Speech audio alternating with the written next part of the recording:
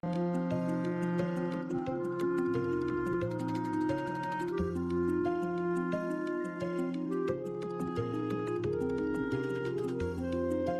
story of the kings and queens of England is more surprising than you might think.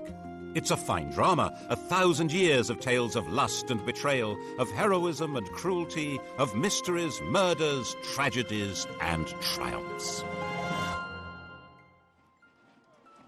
Oh, you're probably thinking that applies to medieval kings, all right, but this programme's about the modern monarchy, from Victoria to the home life of our own dear Queen, and there's not much of that sort of thing going on here.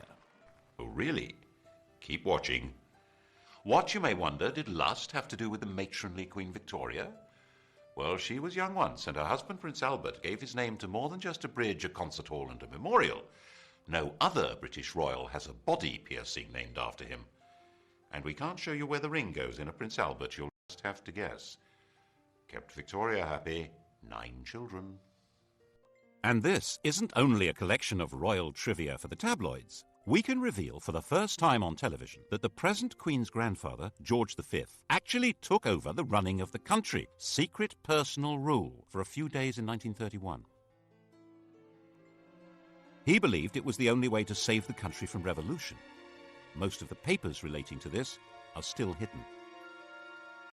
How much do we really know about what goes on?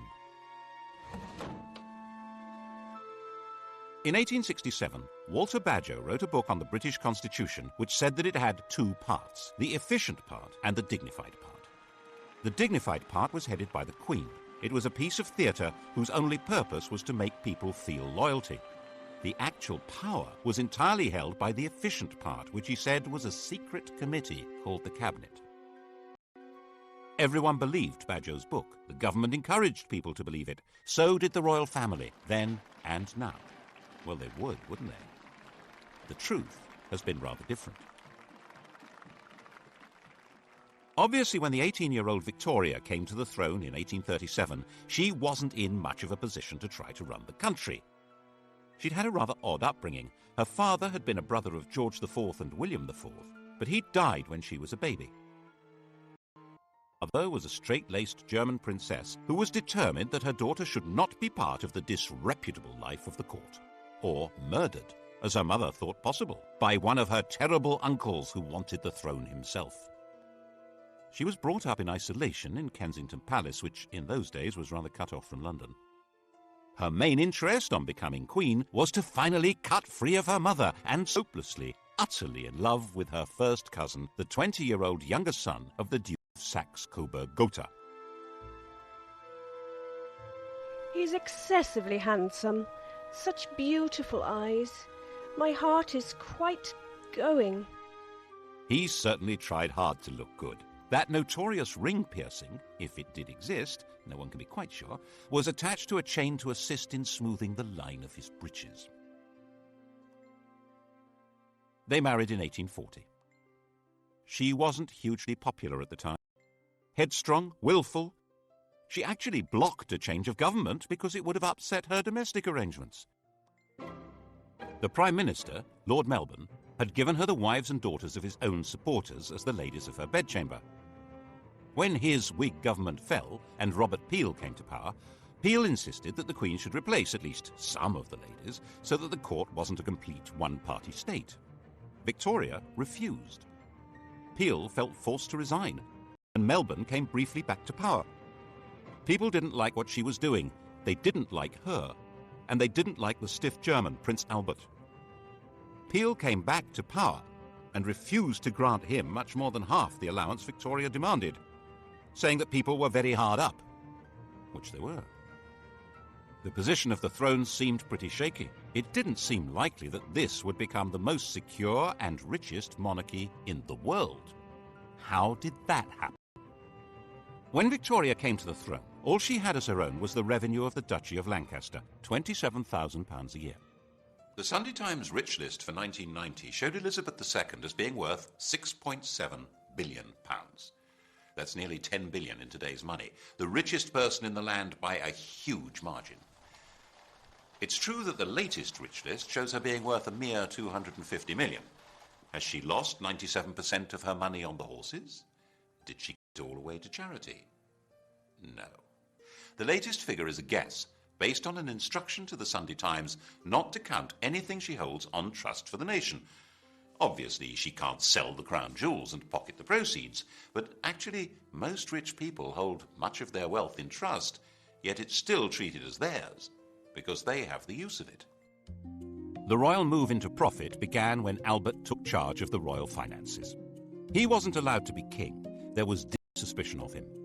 But Victoria let him manage her affairs, and he did an astonishing job of it. The royal household was an incredible Gothic antique. To clean a window in Buckingham Palace was a job for the Lord Chamberlain's staff. Unless it was a kitchen or scullery window, then they had to call on the Lord Steward. And laying a fire was the Lord Steward's job, but lighting it, the Lord Chamberlain's. As their staff were not on good terms, the Queen froze.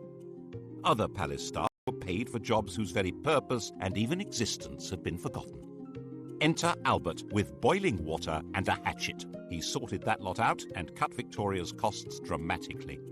He had a huge capacity for work and organisation, so when he came up with the idea for a great exhibition of the world's arts and industry, no one should have doubted that he could make it happen.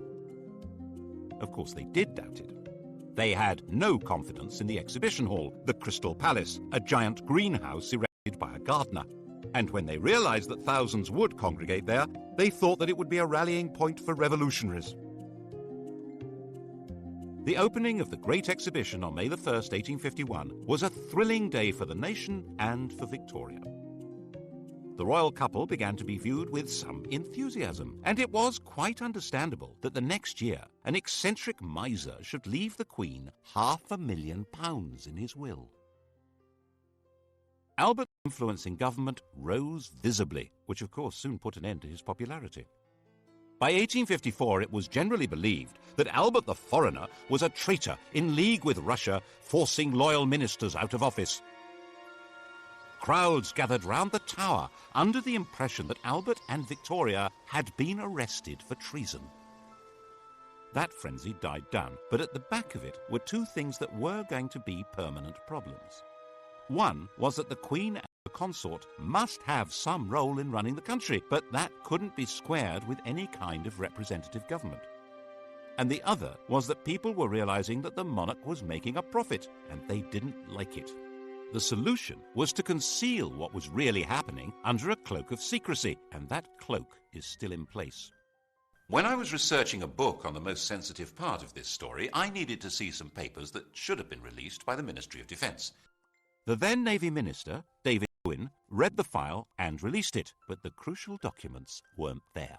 He suggested they would have been treated as the private property of the Crown and kept in the Royal Archive. Private. I wasn't allowed in. Albert's own role was pretty secret. He was in reality acting as King of England, but that was behind the scenes. The title he was eventually given in 1857 was just Prince Consort. He took it very seriously and worked himself to death. His last act as the hidden King of England was at the end of 1861 to stop the Prime Minister from sending an angry dispatch to the American government.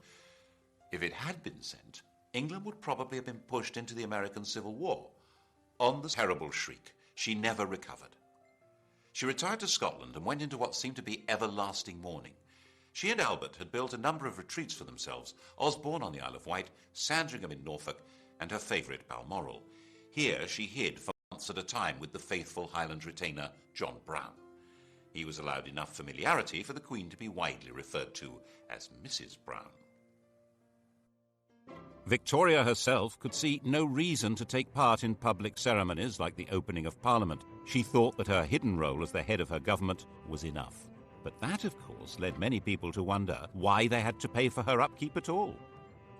She received, as she had done from the start of her reign, £385,000 a year from the government. It was more than she needed. Her court was nowhere near as expensive as, for instance, George IV's had been. And without her being visible, many people could see no point in her having this money. By the 1870s, there was a strong Republican movement expressing itself in newspapers, large public meetings, and in Parliament. The nature of the country was changing dramatically. New industrial cities were darkening the landscape with smoke and soot. A new kind of society was formed, a society of factory workers and low-paid artisans, of builders and miners and metal workers. These were people outside the political world, with no natural attachments to traditional political structures. And there were a lot of them. The anti-royalist head of steam built up every time Parliament was asked for extra grants to Victoria's children when they came of age or married. But in fact, it was very probably these children who saved her throne. No British statesman wanted to see the royal family given its marching orders when their marriages offered such a useful back door into the chancelleries of Europe. Victoria's eldest daughter was married to the heir to the Kaiser of the new German Empire and was a strong and useful influence on her husband and a thorn in Bismarck's flesh. The heir to the British throne, Albert Edward, had married Alexandra, daughter of the King of Denmark and sister of the King of Greece. The Greek crown had actually been offered to another of Victoria's sons, Alfred. The Greeks had sacked their own king and held a national vote on who should get the throne. 95% of them voted for Alfred, who was at the time an 18-year-old midshipman in the Royal Navy. The government made him turn it down because they had promised to keep their hands off Greece. Never mind. It went as a sort of hand-me-down to the son of England's good friend, the King of Denmark. And in 1874, Alfred married the daughter of Tsar Alexander II, which was jolly useful given the Anglo-Russian competition on the edges of India. These were marriages that would produce. Died in 1901. She had over 90 living descendants. It was a full-time job just getting them birthday presents. The rulers of Germany, Greece, Romania, Norway, Russia, Yugoslavia, Spain, and Sweden would all trace their descent from this stout little lady. There was a downside to this royal intermarriage. Victoria was a carrier of haemophilia, the condition that prevents blood from clotting, and the Spanish, Prussian, and Russian royal families were consequently affected by it. But even if the British government had known about that, they wouldn't have shed many tears over it. As a system for exercising influence abroad, the monarchy was well worth the money. It also ought to have the advantage at home of inducing people to be loyal to their country, even if they detested its government, which was obviously very useful if you ran that government. But to sell monarchy to the British public, that monarchy needed rebranding. Enter, in 1867, a new Tory Prime Minister, Mr. Disraeli. Just the man to do it. He flattered, flirted, and lured Victoria out of mourning and back to public life, creating her Empress of India, turning her into the Queen Empress. Britain was now a world power with an international trade that dwarfed all others. Its navy dominated the oceans, and its empire expanded on the simple principle that trade follows the flag. And if the Union Jack is flying in each remote corner of the globe, then other flags aren't. The problem was for a small country with a very small army to rule ever more of the Earth's surface. That rule couldn't be maintained by force. It required the consent of the governed. And the grand theatricality of Disraeli's Victorian imperialism invited people throughout the empire to take pride in being subjects, not of a bunch of industrialists and politicians, but of a prim and matronly great sovereign. Victoria became the logo of the British Empire. Her portrait spread all over the world, thanks especially to the introduction of postage stamps. Her statue would appear in virtually every ambitious town and city of the British Empire. And where there was no statue, there would certainly be a Victoria Street, or Victoria Park, or Victoria something. The whole process came to a glorious climax in her Golden Jubilee of 1887. The great processions in London of representatives of her dominions were followed by an eruption of ugly public halls, clock towers, fountains and statues, disfiguring public spaces over about a quarter of the planet. By the time Victoria died, hardly anyone even remembered that her throne had once seemed endangered. And she'd reigned so long, 64 years, that hardly anyone could even remember any other sovereign. Her death in 1901, 22 days into the new century. Now, Britons would leave the 19th century without the security of the great mother hen.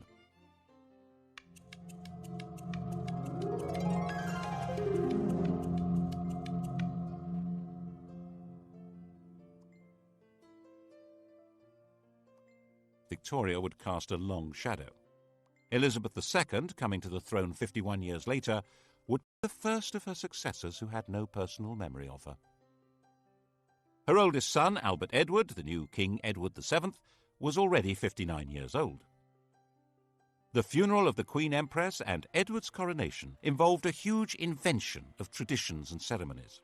And in this atmosphere, it's not surprising that Edward was granted an annual allowance even greater than Victoria's. A few voices said that it was unnecessary for the king to have as big an income as Andrew Carnegie, the Bill Gates of his day, but no one took much notice. Edward had been given a miserable and oppressive childhood. Victoria had measured him by the impossible yardstick of her hero worship of the perfect man, his father. Naturally, young Bertie had rebelled. Of course, his first visit to a prostitute shocked his parents deeply. It happened to be followed by Albert's fatal illness, which Victoria had inevitably blamed on her wicked son. She had arranged marriage shortly afterwards in the hope that domestic discipline would rein him in. Princess Alex of Denmark was beautiful, but she was also deaf and dull company. With nothing much else to do, Bertie had become the living epitome of the life of the Belle Epoque, a life of champagne drinking, cigar smoking, horse racing, gambling and entertaining showgirls and pretty married ladies. He was naturally drawn to the company of outsiders, not just shady characters, but Jews and Catholics, bankers and foreigners, and he was outspokenly outraged by the casual racism of the empire. Because a man has a black face and a different religion than our own, there is no reason why he should be treated as a brute. He sat on a commission on working-class housing and even invited a member of the working class to stay at Sandringham. Admittedly, the man in question was an MP and a fellow member of the commission, and he had to eat in his bedroom because he didn't have the right clothes to come down to dinner. But still... By the time Edward came to the throne, he was a big, fat old man with a social conscience and a comforting mistress, Alice Keppel, who understood him perfectly. Edward saw himself as something like a nursery rhyme monarch, magnificent and jolly, caring and helpful. In 1903, completely ignoring his government, he went to France and started negotiations for a treaty that would become the Entente Cordiale, isolating Germany. He detested, which guaranteed that if Germany attacked France, Britain would go to war. So that's what happened in 1914. He determinedly resisted any increase in democracy in Britain and was a firm opponent of votes for women. The crunch over his reactionary views came when Lloyd George planned to introduce old age pensions in 1909. To raise the cash, there would have to be new taxes on income. The Tory majority in the House of Lords voted down what was called the People's Budget, and when the Liberal government drew up legislation to take that power away from the Lords, they voted that down too, obviously. So the Prime Minister told the King he needed to create about 250 new peers to swing the vote. Edward was not enthusiastic. Would he actually defy the government? In May 1910, in the middle of the battle, he died. In 1910, Edward's 44-year-old son George inherited the throne.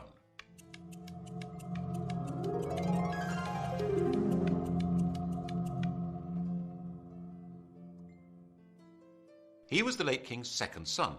He'd worked as a commander in the Navy, to which he was deeply attached. But in 1892, his elder brother Clarence had died, and he'd unexpectedly become heir. To step into his brother's shoes, he'd left his job and married the woman who'd been betrothed to Clarence, a relative called Princess Mary of Teck. He now inherited a fortune worth around 140 million in today's prices, and a political crisis. As part of the deal with the government to pass the budget and cut the powers of the House of Lords, it was agreed that the Crown could stop paying any income tax. In return, the King would pay for his own trips abroad. The new constitutional deal drew the teeth of the House of Lords. Whatever the elected government in the Commons decided to do, it now could do.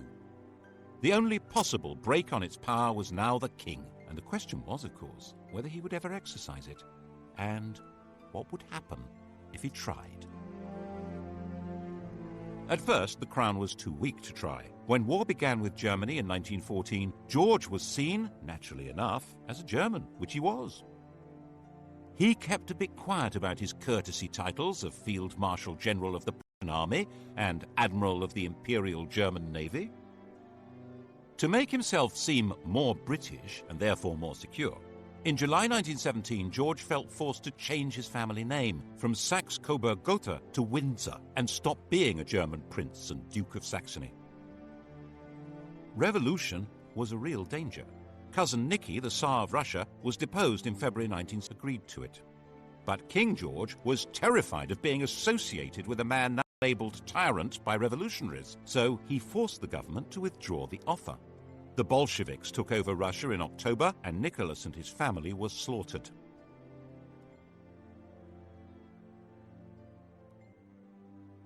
To protect the king's reputation, it was put about that Lloyd George had refused to rescue them, despite the king's pleading. Then in November 1918, a German revolution forced the Kaiser, Cousin Willie, to abdicate, and Germany gave up the war. The whole political landscape had been transformed. There had been 6 emperors when George was crowned. By 1925, he was the only one left, and his world was not exactly safe. Most of the Southern Irish were committed Republicans. Attempts to hold that country by force were disastrous, and in 1922 the Irish Free State had come into being. King George had lost a considerable chunk of his kingdom. The wealth of the royal family continued to grow, due largely to Queen Mary's enthusiasm for collecting valuable trinkets at special prices. The Romanovs hadn't been allowed to join the British royals, but a substantial chunk of their jewellery did. People began hiding their treasures if the Queen was coming to call, as she would hint strongly that she expected to be given them, and sometimes take them anyway, so that embarrassed aides had to quietly return them later. In 1924, Ramsay MacDonald became Britain's first Labour Prime Minister. The old political establishment had been given a kicking. No one knew where this might lead. And then came the Wall Street crash of 1929 and financial disaster. The government needed huge loans, which were conditional on cuts in unemployment benefit and the pay of public servants and the armed forces. The Labour cabinet wouldn't do it, and MacDonald went to the King to resign. George was pretty sure this was a decisive moment.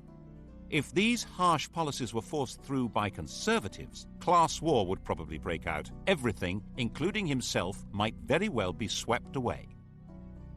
So he refused to accept the resignation. He persuaded Ramsay MacDonald that it was his patriotic duty to stay on as the leader of a new coalition government to force through the cuts. That way, they were more likely to be accepted.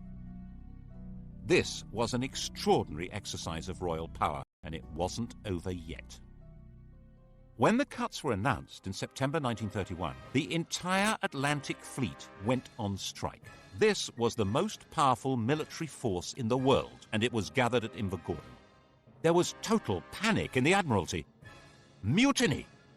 The intelligence service, all the disaffected, including the police, on the way.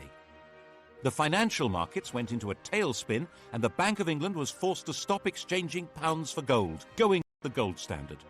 The Admiralty drew up plans to bombard the mutinous fleet from the land and sink its own ships. And the King decided he had to save the Navy and the country. He knew sailors. They weren't revolutionaries. They just needed to be spoken to in the right way. In complete secrecy, he took control, appointing a retired admiral to deal with the situation. Admiral John Kelly was not appointed by the government or the Admiralty and was instructed not to report to them, but directly to King George. He offered the sailors a deal. If they sailed back to their home ports, the King would see to it that their grievances were taken seriously and they would not be punished. It was a sensible approach, and it worked. But all evidence of the King's role and Kelly's appointment was hidden. We're not supposed to know what power royalty can wield. Of course, the bit about mutineers not being punished was a lie. Once the danger was past, the leaders were identified and quietly removed. The following year, 1932, King George gave the first Christmas radio message. He was now a presence in homes throughout his empire. The empire had changed its form, of course, and in 1931 the Dominions, the white bits of the empire, Canada, Australia and so on, had become legally independent of Westminster. They were the Commonwealth, and the sovereign was its institutional core. As part of his programme to make the monarchy seem British, and so he hoped more secure, he decreed that his children need not marry partners of royal descent. This would indeed transform the position of the monarchy, but not in the way he expected. In 1936, when George was 70 and dying, his doctor, Lord Dawson, decided to ensure that the death would not be reported first in the vulgar evening papers. You've heard of Lord Dawson of Penn. He's killed any number of men, and that's why we sing, "Oh God, save the King," from Bertrand, Lord Dawson of Penn. Lord Dawson met the Times' deadline by giving the King a fatal injection, called a whiz-bang. George was told he would soon be convalescing in Bognor. His last words were, "Bugger Bognor." The Times was told he'd said, "How is the Empire?"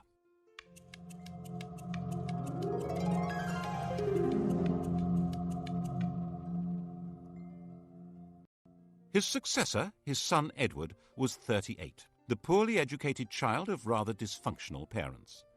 The Queen had been completely distant, and King George famously said, "My father was frightened of his father, I was frightened of my father." Edward had escaped by travelling widely, and as the world's most eligible bachelor enjoyed affairs with a number of married women, culminating in the love of his life, the twice-married, elegant American Wallis Simpson.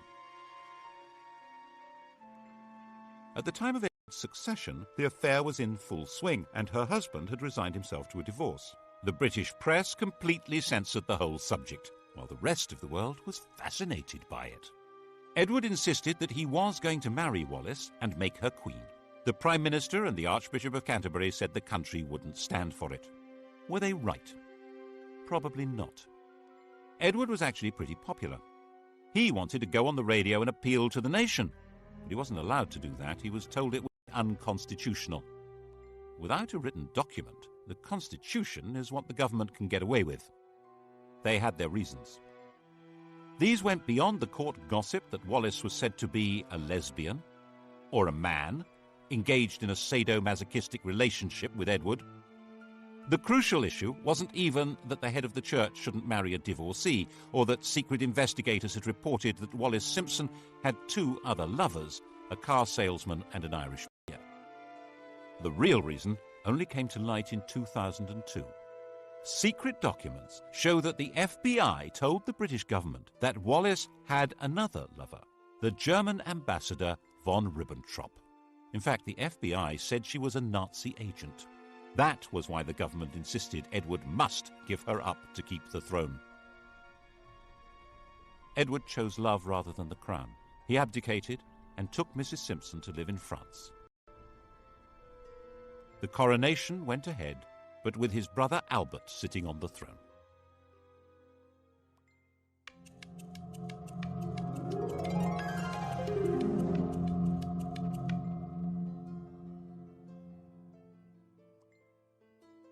Albert was crowned as King George VI. He was 18 months younger than Edward and completely lacked his brother's social grace. He stammered, he was shy, but at least he was safely married to Elizabeth Bowes-Lyon, the daughter of a minor Scottish aristocrat, the first royal to legally marry a commoner since Henry VIII.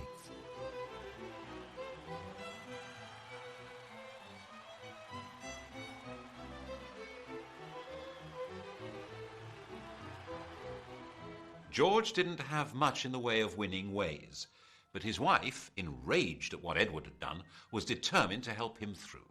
She arranged speech therapy to cure his stutter.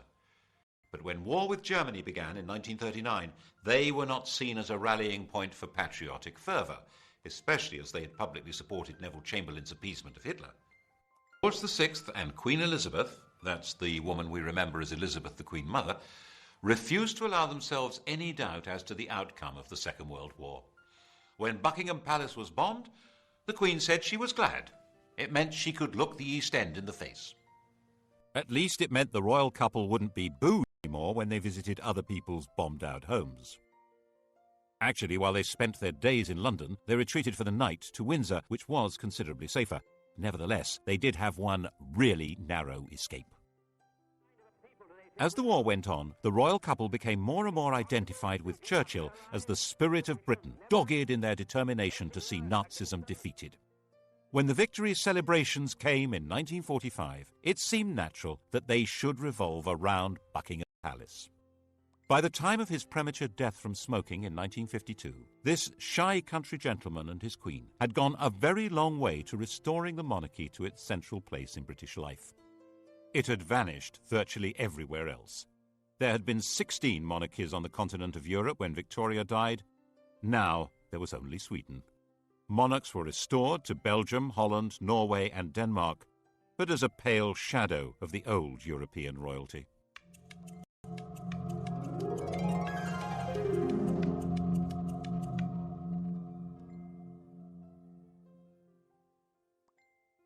The new queen, the 25-year-old Elizabeth II, seemed to be a fairy tale remnant of a lost world of glamour. Her coronation was a celebration of pageantry itself in a country that was a vast bomb site. 4 houses out of 10 had been damaged or destroyed. It was even shown on the new medium of television, though the Archbishop of Canterbury feared men would watch in pubs without removing their hats. By her side in the coronation coach rode her husband. Like Albert, he would never be crowned. Philip, Duke of Edinburgh, was from the Greek and Danish royal house of Schleswig-Holstein-Sonderburg-Glucksburg. He had no surname. He was given the name of one of the branches of Elizabeth's family, Mountbatten. There was no question of the Queen becoming a modest suburban sovereign like the restored European royals. George's widow was sure her daughter should be regal and grand. Royalty required flunkies and castles and palaces and golden coaches.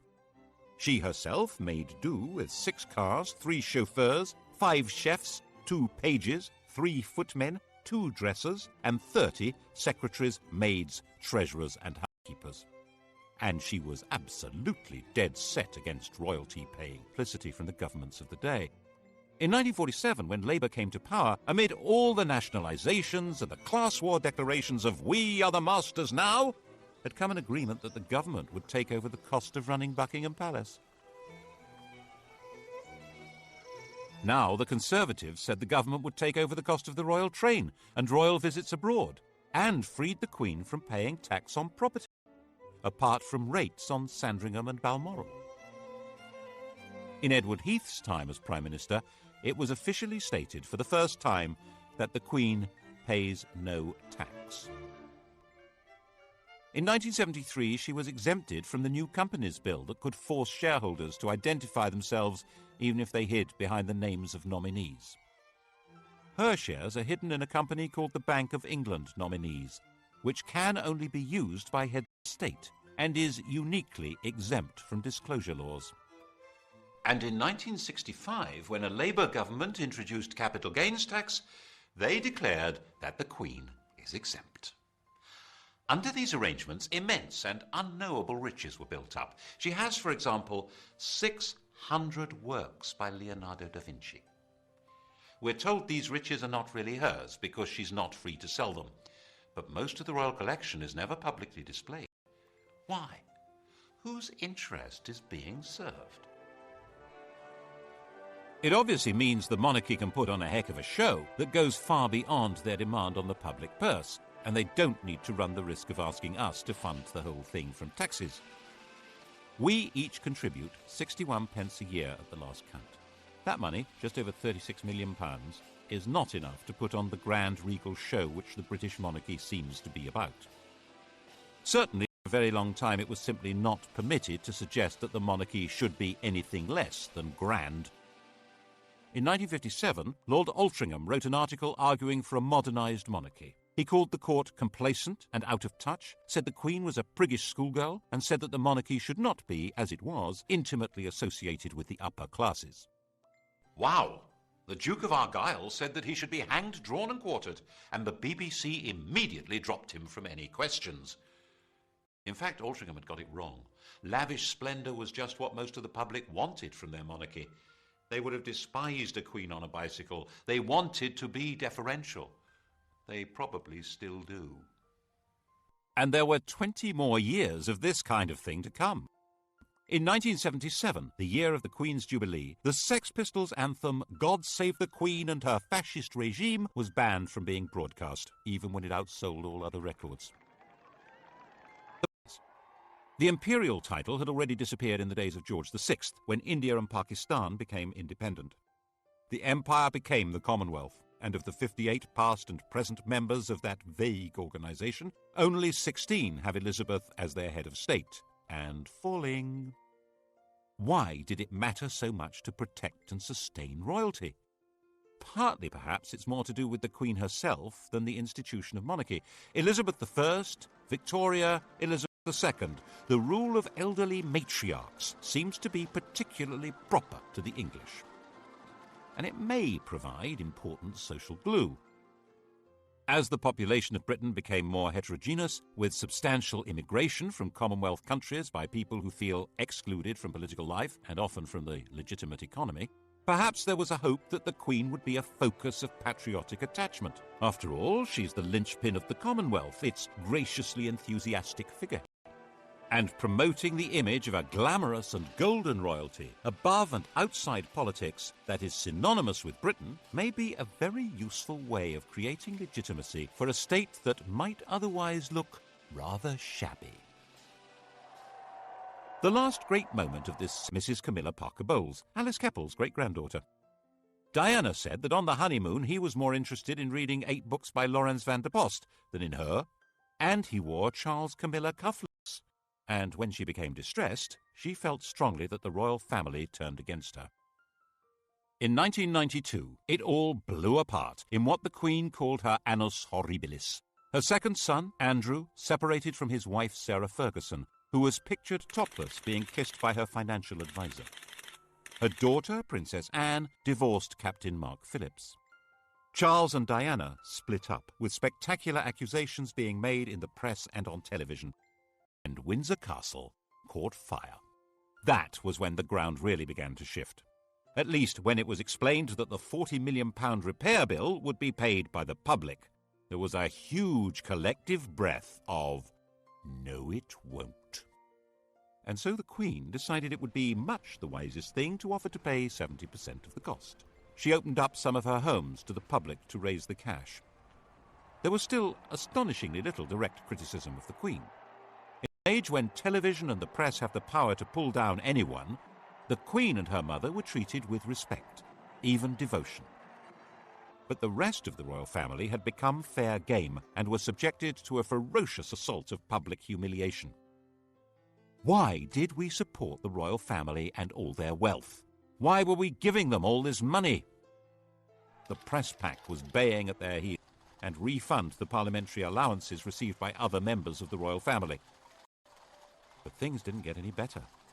And the Queen herself began to be criticised in 1997, when Princess Diana was killed in a car crash in Paris. We all remember the shock and horror and the debate about the lack of public reaction by the senior members of the royal family.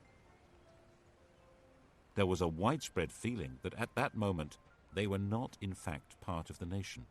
Was the programme started by George V of integrating the monarchy into the life of the nation coming unravelled?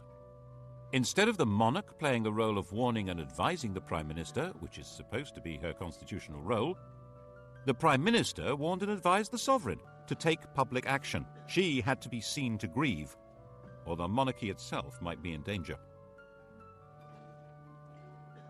And now we wait to see what happens next.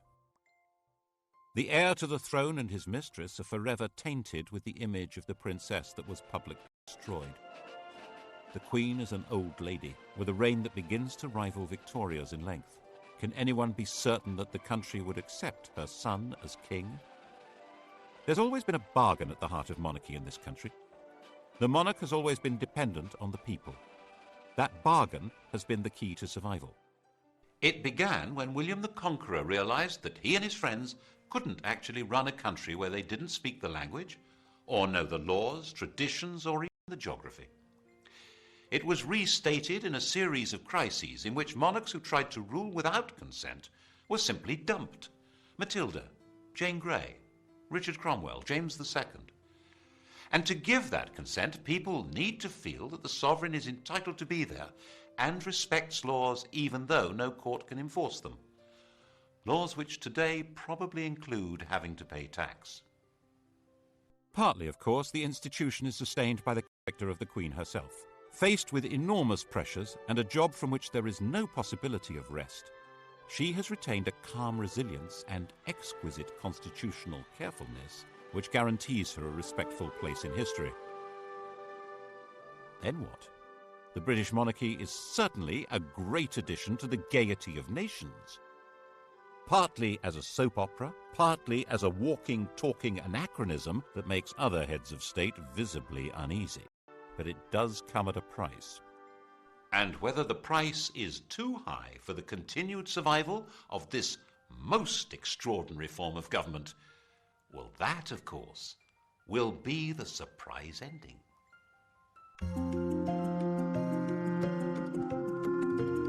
Hollywood's top 10 sites, that's tonight from 6. Coming up, the story of the strongest, sharpest blade that's ever been made, a decisive weapon.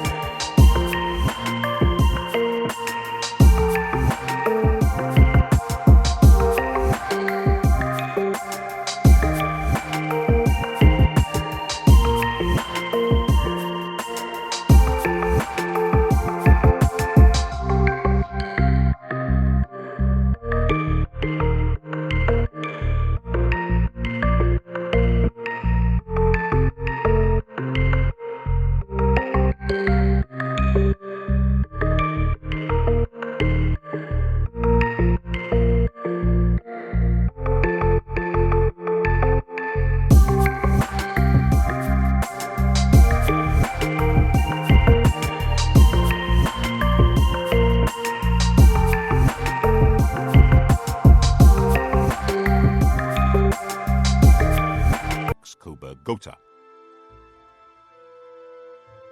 He's excessively handsome. Such beautiful eyes.